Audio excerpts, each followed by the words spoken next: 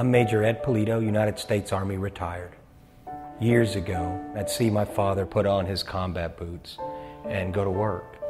He taught me so many things, and I always credit my father as my hero, but a true American, because he is all about service to our nation, and also as Hispanic Americans that we have a vested interest to make a difference in this country. And that's why I joined the military, and for us, that's what it's been all about, service.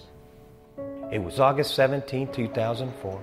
We had just finished a mission with training the Iraqi army in a place called Taji, and now we were headed to Kirkuk.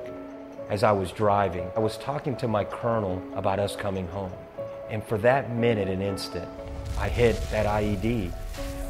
I think about it a lot because I'm like, what if?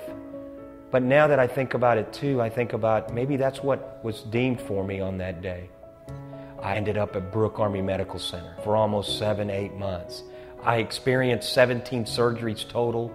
For 40 days, I was basically in ICU and under quarantine because I came back with E. coli, and it's in the soil called Ancetobacter, and then 2 staph infections in the leg. Go from 195 to 118 pounds in a span of about 40 days. And I had the night sweats and the tears and the post-traumatic issues that are related to the experience. And there were times when I was in that hospital where I thought to myself, man, I don't know if I can go on like this.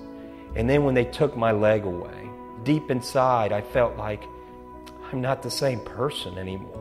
What will my life be like in the future without a limb? How will I be able to walk?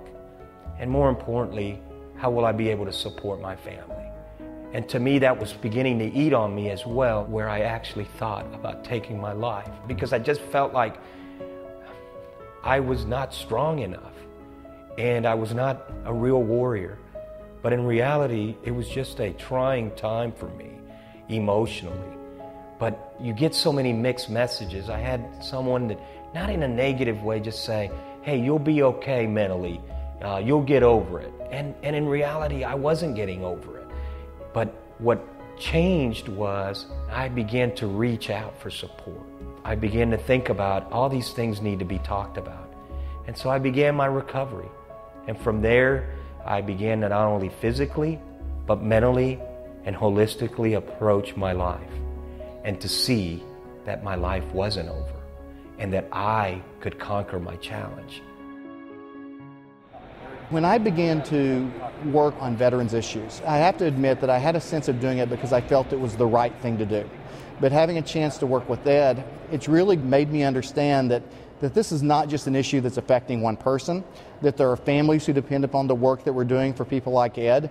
Outside of their family, their employers, their church communities, all sorts of people benefit when we provide better services and better relationships for people who've served our country. I think first and foremost, our mental health obligation is to make sure that we invite those individuals who've served and their families into a recovery-oriented model of care. Taking care of our people and getting them the treatment that they need and giving them opportunities to engage each other on things that they've experienced is very, very important. PTSD can be treated. It looks like this for me. At times, I have night terrors and I relive being back on that battlefield. What you do is you learn how to handle that, but you also have someone you can talk to about it as well.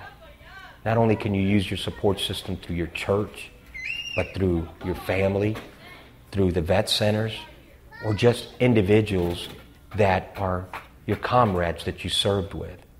It's truly important that you have a support system. Our mission at the Folds of Honor Foundation is to provide scholarships for the spouses and children of disabled or fallen veterans. We're very honored to have Ed working as my right-hand guy day in and day out, giving back to the servicemen and women in similar circumstances. I refer to Major Ed Pulido as the soul of our foundation.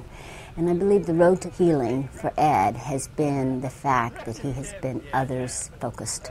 He has made it his life's work to reach out to these other military families, to make them aware that there is a road to healing and that there are a lot of people out there who want to help. Leave no one behind in the field of battle. That was my driving force. And my service was cut short, but I understood one thing from the battlefield and my father's vision from day one when I got commissioned as an officer, that whatever I do in my life, I can continue to serve my country in some way or capacity. I respected him as a friend and as an officer, but my respect for him has just gone way up since he's been back and gone through what he went through and doing what he's doing, and looking where he's at right now. I'm proud of him.